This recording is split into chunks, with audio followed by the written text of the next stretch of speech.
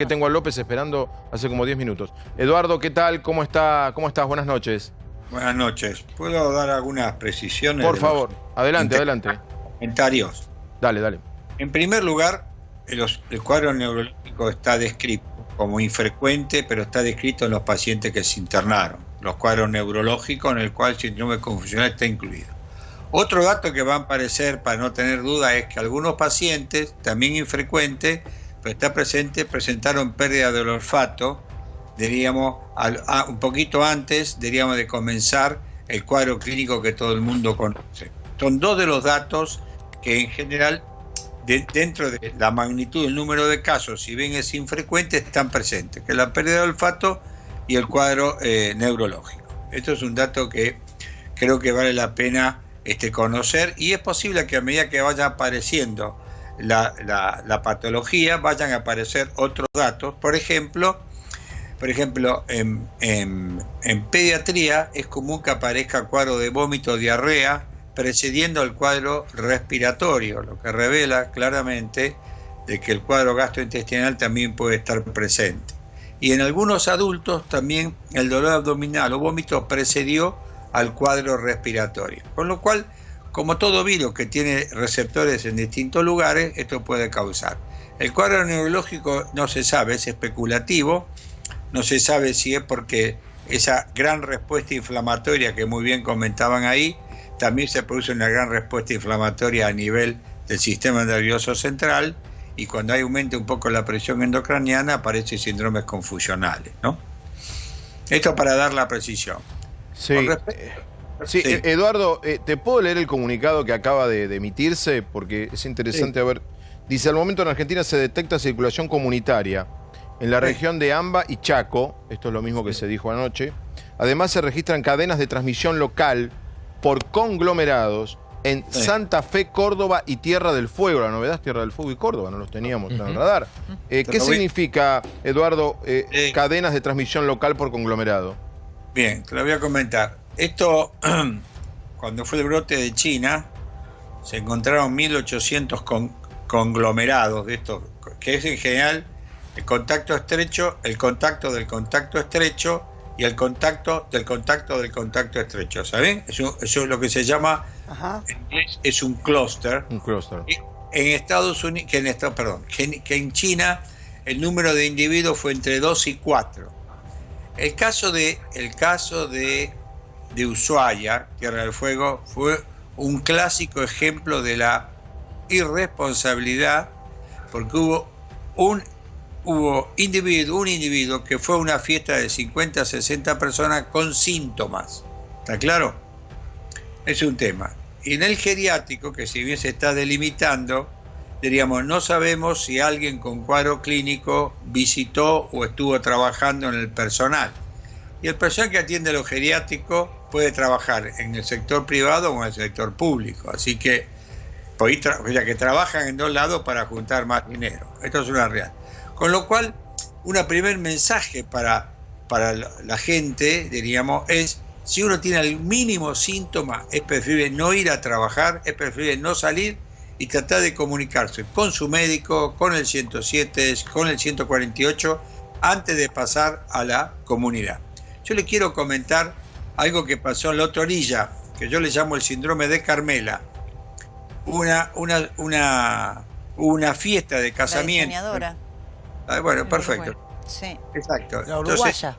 Entonces, la gente de Uruguay, que se casaba también un médico, les quiero aclarar que era traumatólogo, no había traumatólogo, con la conclusión que hoy Uruguay tiene como 280 individuos, 50 infectados y 80 individuos en cuarentena y 200 observados.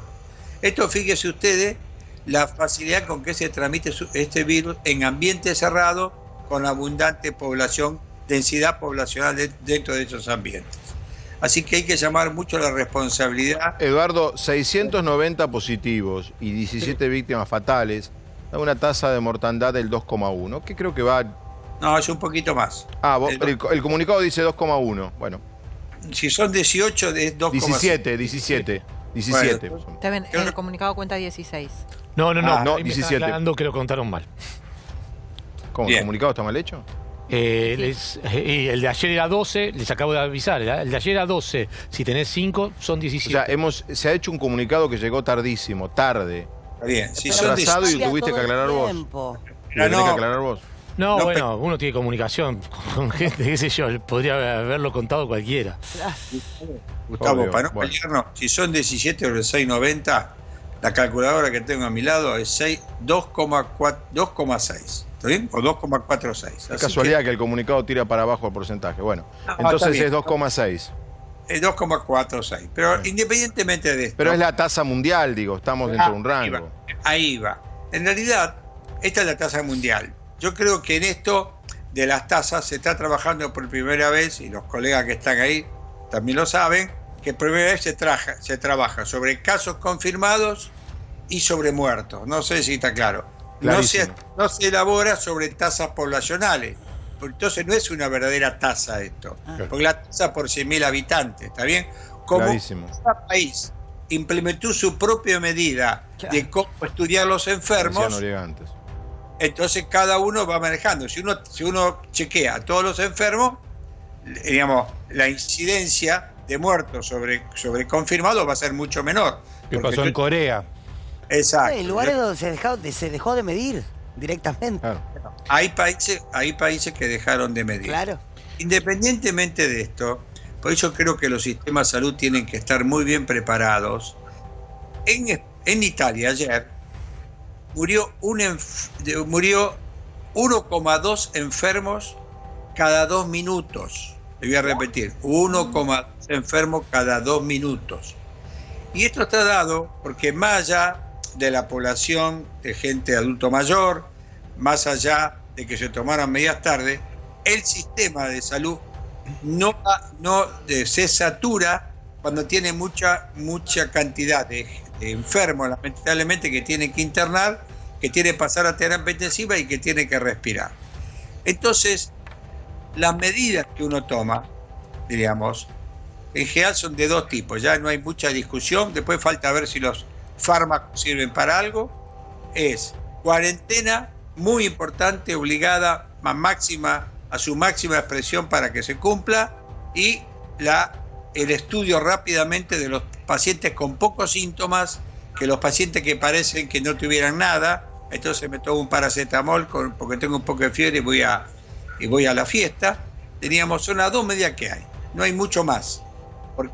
Y después está todo lo que se está tratando. Entonces yo creo que el gran desafío que tiene Argentina es prepararse el sistema sanitario para poder soportar la cantidad de pacientes. Por supuesto que la cuarentena, si se cumple y si se prolonga un poco, que creo que para mi gusto es lo adecuado, es posible que tenga alguna inflexión en la curva de datos. También es cierto que están empezando ahora a hacer diagnóstico los centros privados y la descentralización, no saturar al Malbrán, ¿no? Ahora, Eduardo, tu mirada, la acabas de dar un poco, con 690 que es la pregunta que nos hace la gente en la calle. Hoy nos decían, hay 589, bueno, ahora 690. Nadie puede saber cuántos hay. Tomemos el 690 como tal. Ahora, hay una sensación, yo no sé por qué, de que hay más infectados en Argentina, no miles más. En el mundo ya no se toma a los infectados, se toma a los muertos. No, bueno, tenés un mapa donde lo que se mira es los números más grandes son los infectados. No, Ernestina, no digamos. Depende de cómo está inmenso poner el mapa. Infectados. Bueno, está bien, pero está el dato. Entonces digo, la pregunta es esta. Porque hay una sensación en Argentina, vos me decías esta mañana, de que ¿cuántos infectados habrá? Yo no puedo creer que Chile, con la mitad de población argentina, tenga 3 veces más. A ver, Chile no está tomando ninguna medida, recién ahora está empezando a tomar medidas. Eso también hay que analizarlo, ¿no? Sí. Pero vamos a suponer que haya individuos de cuadros muy benignos, que no lo sepan. Poco dolor de garganta, que no le prestan atención, que son los que generalmente fabrican anticuerpos y quedan protegidos sin consultar. Esto es un grupo que existe en toda pandemia, Yo creo que a vos, hoy te comenté en la radio, nosotros terminó la pandemia del 2009 de gripe, hicimos un estudio que está publicado afuera, está publicado en Estados Unidos, en el cual estudiamos chicos que no habían tenido ningún síntoma, de 1 mes hasta 19 años, que no habían tenido ningún síntoma. 41% de ellos tenían anticuerpos. O sea, se infectaron del virus de la gripe y no tuvieron síntomas, los síntomas fueron muy banales. Esto ocurre en toda pandemia. Esto ocurre en toda pandemia y hay que aceptarlo como tal. Por eso es que Oxford, la universidad, en el estudio este famoso, habla de la inmunidad de rebaño, que son aquellos individuos que se infectan sin darse cuenta, entonces el virus en algún momento de la evolución de la pandemia no tiene a quién contagiar. Ese es el concepto por eso en algún momento se va. Argentina hoy aumentó un 20% el número de casos, si no le erro en el cálculo, que es un aumento muy esperable, diríamos, en esta etapa de la pandemia. Igual es pre-cuarentena este dato, ¿no, doctor? No obstante, es un dato pre-cuarentena. Yo creo que está mezclado, y te explico, está mezclado porque hay algunos pacientes que murieron, que queríamos que fueron de estos días. El señor que vino de Miami viene de hoy, o de ayer, está claro. Así que ahí está mezclado el dato. Sí reconozco, Débora, que hay un arrastre todavía de los temas del Malbrán. Pero en los próximos días no vamos a poder, si uno quisiera ocultar, que yo no creo que sea ese el dato, porque conozco la seriedad de la gente que trabaja en el ministerio, pero supongamos que haya siempre algún pícaro que quiera ocultar. No va a poder ocultar mucho porque está empezando a trabajar los laboratorios externos del Malbrán, que ya no lo manejamos. Claro. Que hay descentralizado. Ahora, doctor, sí, le quería preguntar de los viajes, pero dale. No, quería saber porque hay algunos infectólogos que dicen, Eduardo, que habría que multiplicar el número por 10 para tener un número real de contagiados. ¿Eso es así? Yo creo que la verdad que hacemos futurismo, es como jugar a la ruleta. La única manera de estar seguro de esto es generar un testeo lo más abarcativo posible. Pero hay un error conceptual que es querer interpretar a los asintomáticos, que dentro de ese paquete van los asintomáticos. Y yo creo que es un error, porque el asintomático en primer lugar, digamos, se discute mucho si contagia. En segundo lugar, que uno le encuentre una PCR, que son porciones pequeñas del genoma viral, uno no garantiza que esté la partícula viral completa e infectante, ¿está claro? Y esto lo dicen todos los individuos. Pero si queremos ahondar en esto de los asintomáticos, se estudian los asintomáticos y en realidad va del 1 al 19%. Y el 19% o 18% es el barco que atracó en Fukuyama, en Japón. Con lo cual no es un buen método para estudiar asintomáticos, porque como es cazar en el zoológico. Eduardo, claro. Vos dijiste acá con nosotros el viernes pasado que a ustedes no les parecía bien la llegada abierta, ¿cómo decirlo? Tan abierta de los argentinos que estaban llegando, que se estaban repatriando. La Argentina anoche tomó la decisión de que por lo menos hasta el 31, por lo menos los argentinos no entran al país, salvo 2 vuelos que estaban programados. La sugerencia de ustedes es que este cierre de fronteras total y general continúe más allá del 31. A ver, va a depender un poco de cómo se desarrolle esto. Nosotros, para ver resultados, los resultados se van a ver a partir del 2 de abril, no el 31. ¿Por qué? Porque termina el periodo de incubación, que son 14 días. Y esto es importante porque así el virus no tiene capacidad disminuye, mejor dicho, la capacidad de transmitirse, porque pasamos en cuarentena una gran cantidad de personas en el periodo de incubación. Entonces, esto te favorece. Ahí vamos a empezar a ver el número. Ahora, con respecto a las fronteras, el gran problema es que tenemos fronteras con muchos casos, especialmente en Brasil, que además no está implementando ninguna medida de cuarentena restrictiva, si no lo están haciendo en forma asimétrica a distintos estados. ¿Está claro el concepto? ¿Qué significa esto? Que hay estados que no están con el síndrome de Bolsonaro, de que esto es una gripecita, y no aplican medidas extremas. Entonces, el cierre de algunas fronteras tiene sentido. Es impactante sobre el total de número de casos, probablemente sea un impacto menor que la cuarentena. Pero siempre digo lo mismo, en las pandemias, pequeñas medidas, todas ayudan, ¿no? O sea que la preocupación que tienen ustedes es la frontera terrestre con Brasil, y Chile. Y Chile, más que los vuelos que llegan a Ezeiza. Paraguay, ¿no? No, los vuelos de Ezeiza para mí son cruciales. Están cerrados. No, está Pero todo cerrado ahora. No, Por eso está. No, bueno, pero por tierra entra, es un colador. pero este fin de El semana otro día llegan dos vuelos de Brasil. colegas de Misiones A ver, me expresaron... perdone que nos metemos en este tema, Eduardo, pero nos parece central. Coincidente, me decían colegas de diferentes radios, canales de Misiones, Posadas, que era impresionante la cantidad de gente que seguía ingresando sin ningún tipo de control de Brasil a la Argentina por tierra. Por tierra. Si podíamos visibilizar lo que era... Es lo que dice Eduardo. Lo que dicen todos, Bueno, ¿no? Que no porque- solamente Buenos Aires, que la Argentina es toda, que Misiones, que hay una gran preocupación, que pasaban a otras provincias, a Chaco, a Corrientes, Está bien, a pero Formosa. Este A ver, domingo Úrsula. llegan dos vuelos, se lo Pero por confirmaron tierra, esto hoy es- desde Aerolíneas a Agustín Jamele de Perfil. Llegan dos vuelos desde Brasil, repatriando Pero como, no argentinos es que está cerrada la- Está bien, No, pero hay repatriando, excepciones o sea, para determinados repatriando. casos con prioridad. Mayores de 65 años, con enfermedades, muchos de los argentinos varados en Brasil no tenían medicamentos ya, y considerando, como el doctor López describía recién, la situación particular de Brasil respecto a cómo está reaccionando con el coronavirus, era más urgente traerlos a ellos. Me gustaría preguntarle al doctor, con estos dos contingentes que van a llegar el domingo a la tarde, serán cerca de unas 300 personas. ¿Habría que tener alguna suerte de cautela en particular, alguna medida extra más allá de esta cuarentena de 14 días? Considerando que la mayoría son gente de riesgo, con comorbilidades, mayores de 60 años. Mire, yo sé lo que se hace con los hoteles, con los individuos que llegan y van a los hoteles de la ciudad de Buenos Aires.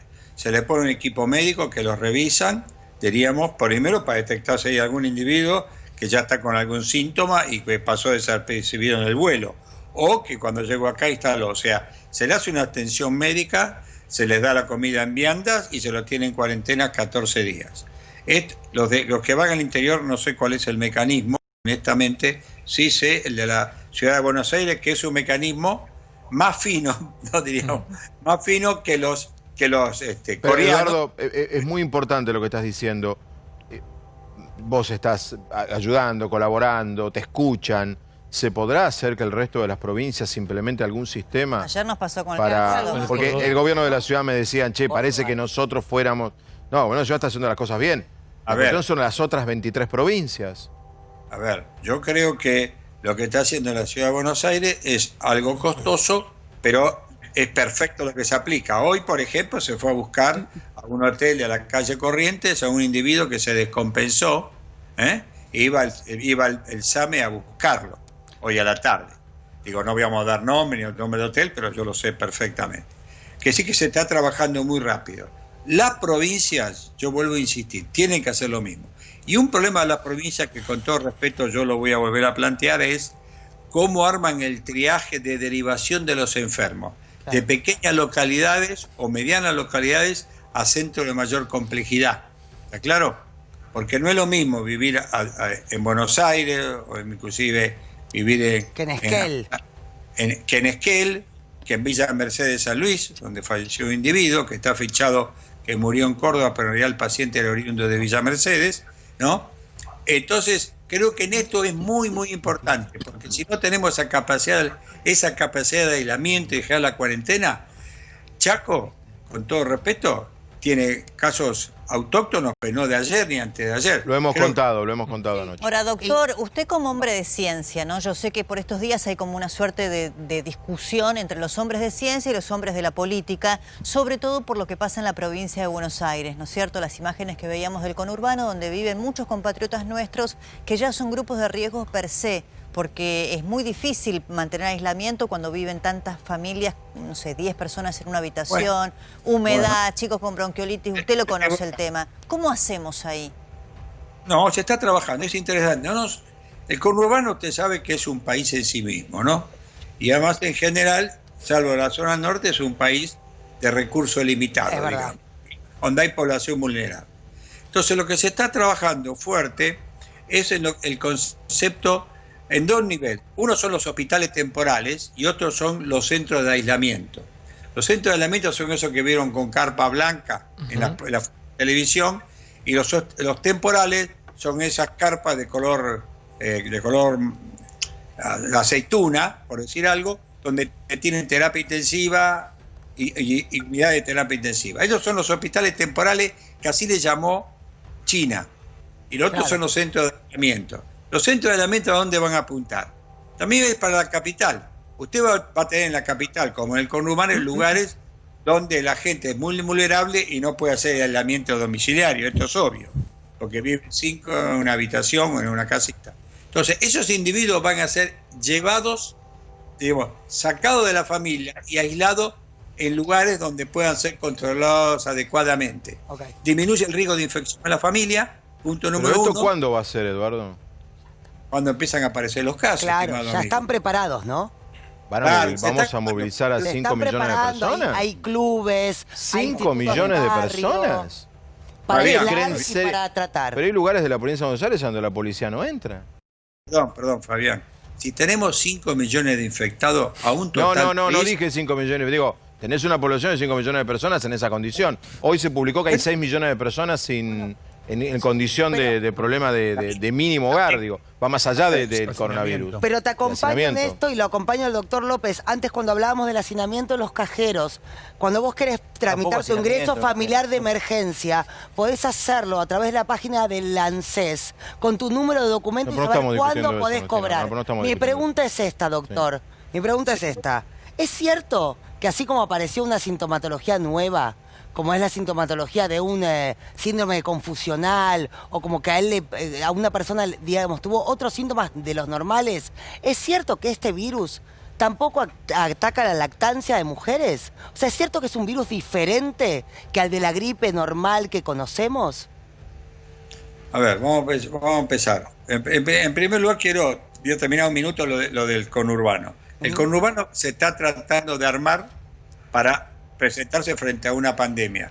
Si va a dar abasto o no, va a depender mucho de cómo cumplamos con la cuarentena.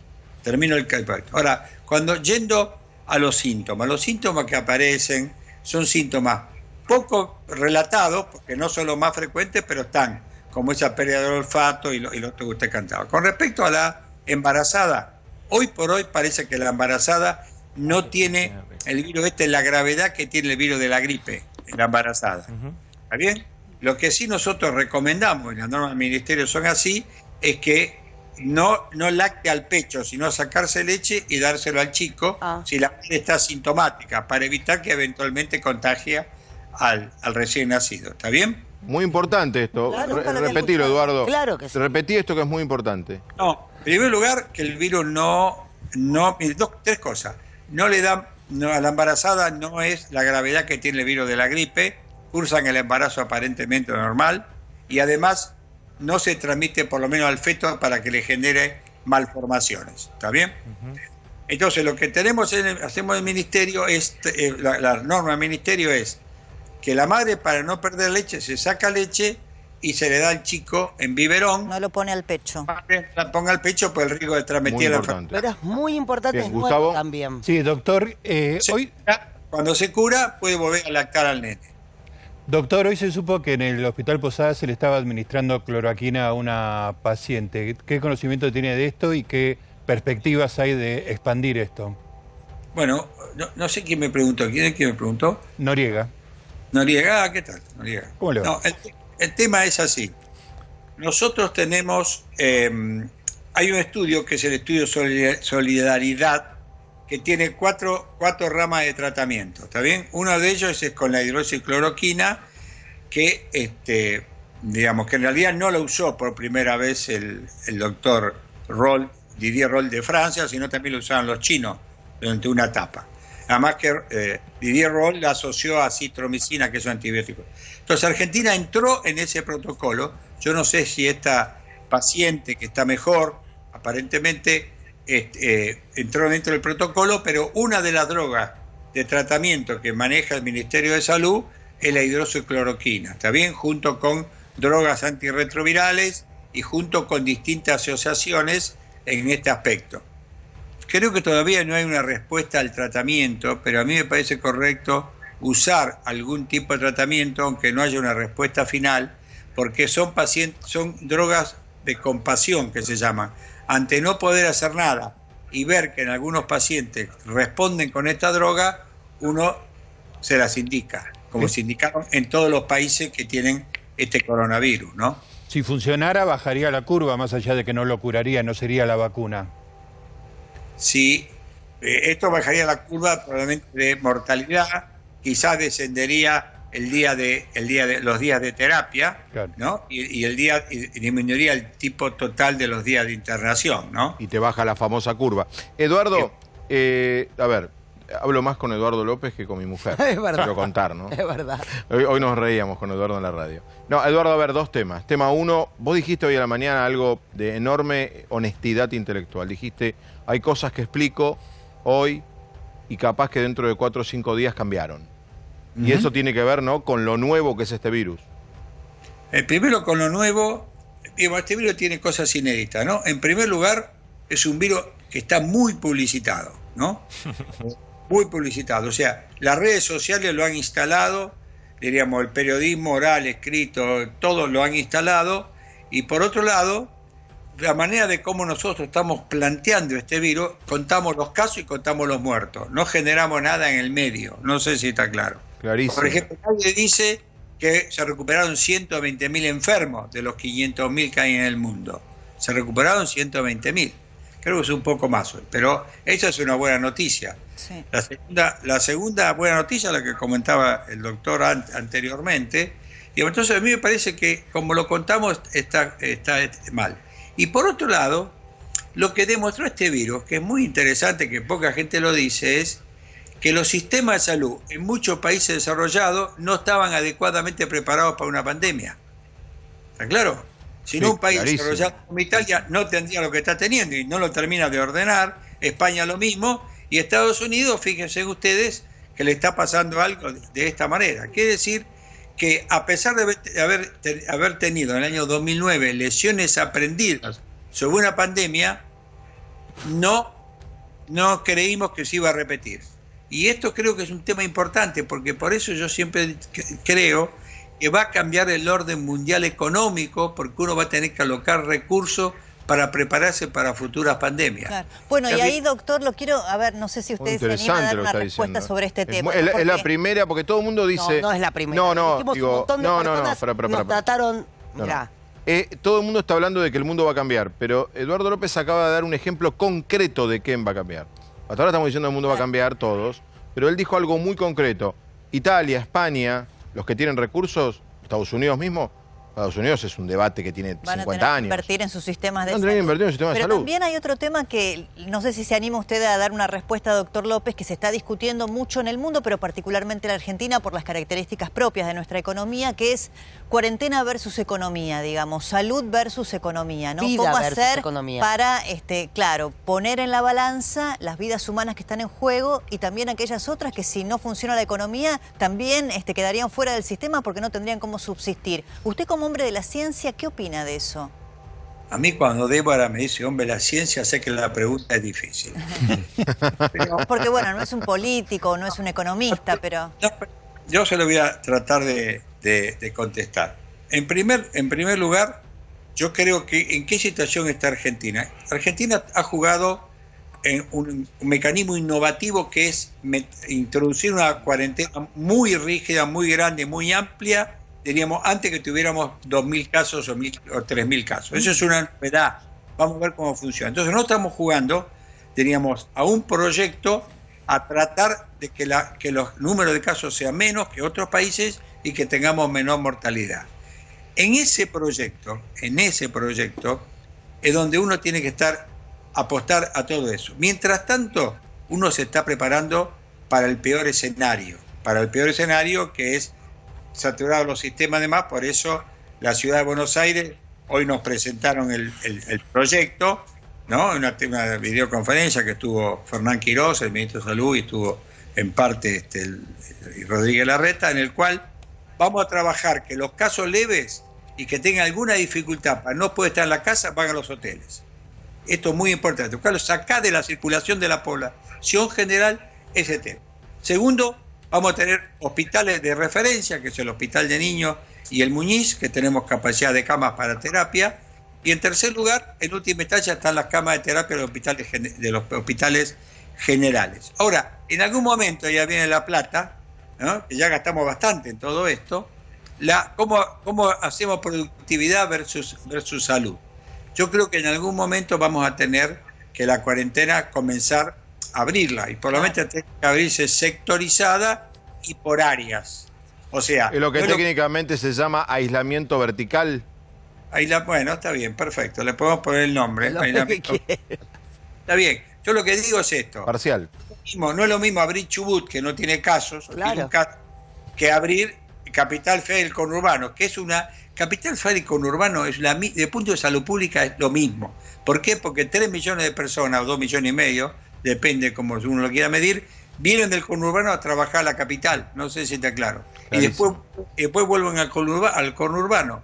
Entonces, esta es una misma unidad, por eso me gusta mucho que estén trabajando en conjunto provincia. Eduardo, porque acabas para mí de llegar a la médula de donde estamos parados hoy. Este es el punto. Y me parece que lo que planteaste no es para ahora, porque esta cuarentena total va a seguir hasta post Semana Santa.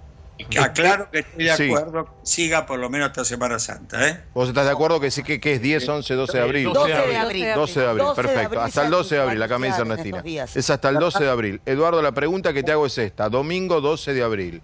Sí. Tu propuesta, como dice Débora, como hombre de la ciencia, sería que continúe un aislamiento parcial, lo que implica que, por ejemplo, de movida, las provincias que no tienen casos o tienen muy pocos casos vuelvan a cierta normalización de actividades, y aquellas que están al tope de la lista no. Y repregunto dentro de la pregunta, en ese caso, Capital Federal más Gran Buenos Aires, ¿continuaríamos en aislamiento más allá del 12? Eso hay que ver cómo viene el número de casos, porque uno puede hacer la cuarentena, la puede sectorizar. Por ejemplo, ¿cuál es el nudo de la pregunta de Débora? La gente que tiene que ir a trabajar para producir. Esto es transporte. No sé si está claro, la gente no va caminando a laburar, es transporte. Entonces, uno por ahí puede decir, bueno, alivianamos el transporte, pero mantenemos el cierre de los centros de grandes espectáculos, ¿no? Donde metemos 2.000, 3.000, 50.000 o 60.000 personas. Podemos todavía mantener el ciclo electivo cerrado, y eso es un problema porque uno puede recalcular o reordenar el ciclo electivo, ¿no? Que no hay ningún problema en esto, especialmente el ciclo universitario, que se puede ordenar fácilmente, porque además en el tema del ciclo electivo, permitidme que introduzca un tema que habitualmente no se dice. Los chicos de la escuela primaria no se muere nadie, ¿está bien?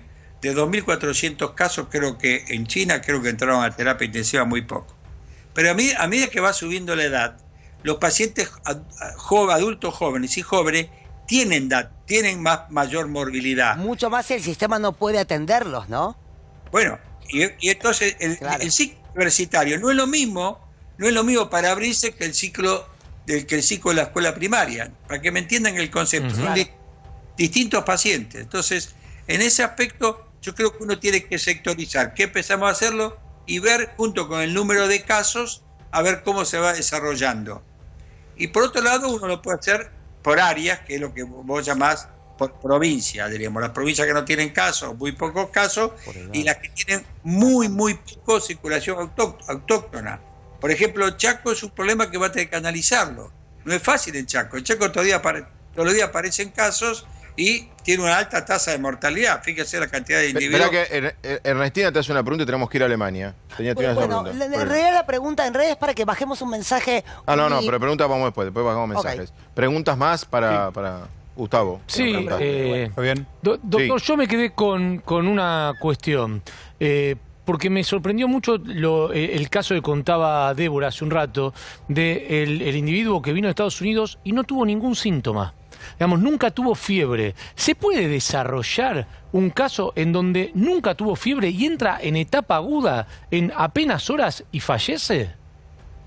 Sí, hay un porcentaje que depende de los trabajos, que alrededor del 2 al 3% de los individuos que ingresaron no tenían fiebre. Interesante, ¿eh? O sea, es lo que dijiste más temprano en la mañana. Este coronavirus se reescribe cada día. Porque antes se decía que tenía que tener 38, 39. Ahora le voy a hacer una pregunta sobre si ya tuviste... Ahora no. Exacto, lo del embarazada lo estamos siguiendo con Argentina del día 1. Ahora no, exacto. Después voy a preguntarle sobre si lo tuviste y podés volver a tenerlo. Sí, Gustavo. Doctor, me tomo de algo que usted dijo un poquito al pasar. ¿Puede ser posible que al final del camino, cuando termine toda esta historia, la conmoción que está viviendo el mundo sea por una gripe por una pandemia de efectos parecidos a la de la gripe A, pero en la época de las redes sociales? A ver, yo creo que este virus va a ser un antes y un después. Primero porque tiene una capacidad de transmisibilidad no prevista y ni prevista ni considerada al comienzo del lío. Si ustedes se acuerdan, este es un virus que está en China, ¿eh? Los chinos hicieron 50 millones de habitantes para cuarentena, hasta que impactó en los países que tienen contacto. Yo una vez, creo que a Fabián le comenté, si entró a Italia hay que tener cuidado porque nuestros nexos son muy peligrosos. Y teníamos 12 vuelos semanales. 12 vuelos semanales son alrededor de 3.000 a 4.000 personas. Entonces, es posible que al final del circuito vamos a ver que la cantidad de muertos, que siempre es una catástrofe, puede ser inclusive menor que el de la gripe. Pero yo creo que no son comparativos, porque a este virus lo está viviendo la gente muy mal. Y la gripe tiene vacuna, al menos. Aparte de la vacuna, aparte tiene un tratamiento, digamos, con un fármaco conocido que responde bien. Pero básicamente, este es un virus que se está viviendo con enorme fatalismo. Porque, vuelvo a decir, todos los gobiernos cuentan cuánto tuvo hoy y cuántos se murieron. No sé si me explico. Sí. Pues vos dirías que es una pandemia en tiempo real. Es una pandemia en tiempo real contada por Narciso Ibáñez Menta, ¿está bien? Está clarísimo, no, es impecable la definición. Es interesantísimo. Ahora, la pregunta es, cuando esto empezó, se habló mucho de la comparación entre sistemas de salud. Yo pregunto, vos que conocés este sistema de salud del argentino como nadie, ¿nuestro sistema de salud está preparado y está haciendo las cosas que debe hacer para enfrentar este virus, tal y como se está presentando? Bueno, ustedes el otro día escucharon en un discurso, diríamos, muy interesante a Velocopic, diríamos, ¿no? Sí, estuvo acá con nosotros. Claro, el sistema de salud hablando público y privado, ¿no? Claramente. No, ahora voy. En general, el problema que tiene la Argentina, y esto lo sabemos todos, es que tenemos un sistema de salud asimétrico. Hay lugares que tienen alta complejidad de los hospitales, ¿no? Tanto públicos como privados, inclusive más, algunos hospitales públicos, por ejemplo, de especialidades, tienen una tecnología y una capacidad humana espectacular, mejor que en privado, y a su vez tenemos en algunas provincias que tienen los sistemas de salud que son no perfectos y no diseñados para la alta complejidad como es la terapia intensiva, porque los colegas que están ahí saben claramente que si hay un lugar donde la alta complejidad juega un rol, es la terapia intensiva, ¿está claro? Entonces, en ese sentido, mi preocupación es cuán rápido tenemos armado en las distintas jurisdicciones la capacidad de derivación. Porque si estos enfermos rápidamente se descompensa, yo necesito tener un sistema que rápidamente llegue a la alta complejidad. Casi todas las provincias tienen un hospital de alta complejidad o eventualmente una institución privada de alta complejidad. Ahora, a medida que uno va hacia la provincia, la alta complejidad es más patrimonio del Estado en general, para que no después las redes sociales acaben de acordarse de mi mamá. No. De todas las mamás, no te preocupes. Eduardo, dos preguntas rápidas. Uno, ¿es verdad que el virus permanece en el aire 2 horas, dijiste hoy? No, 2,7. En este sentido, hay un modelo experimental que no es la vida real, en el cual muestra que el virus, cuando lo esparce en un sistema experimental, en el aire dura 2,7. Esto no implica que sea aerolice. Perdóname, ¿2,7 qué? Horas. 2,7 horas. Casi 2 3 horas 40. O sea, el aire me puede enfermar. El aire que Por eso respiro. lo estoy preguntando. Porque yo me pongo el alcohol Por eso en la lo estoy mano, hago todo, preguntando. pero el aire que Por respiro. eso lo estoy preguntando. A ver, una respuesta muy importante. Condiciones experimentales, déjalo desarrollar. Sí, dejémoslo desarrollar. Es en condiciones experimentales, en el cual no tuvieron en cuenta ni el peso que tiene el virus para caer al suelo, no tuvieron en cuenta la vida real, que es la humedad, diríamos que es la luz solar, ¿me explico? Sí. Y además la potencia variable de cuánto uno cuando tose y respira ese aspecto. Entonces, hoy por hoy, esa observación, lo que la OMS dijo, el problema mayor de esa observación es el equipo médico.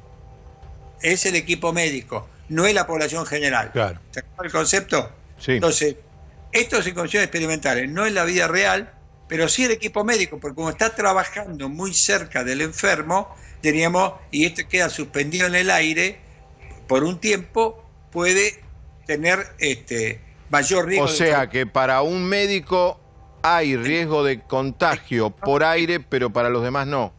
Parecería que no. Parecería. Parecería. Segunda barbijo lo pregunta. Pero Si ¿por qué? yo tuve coronavirus, ¿puedo volver a tener? Hay un solo reporte de un caso que, hasta donde yo leí, que volvió a tener coronavirus. O sea, un solo caso, diríamos, no es relevante frente a los 77 que publicó China.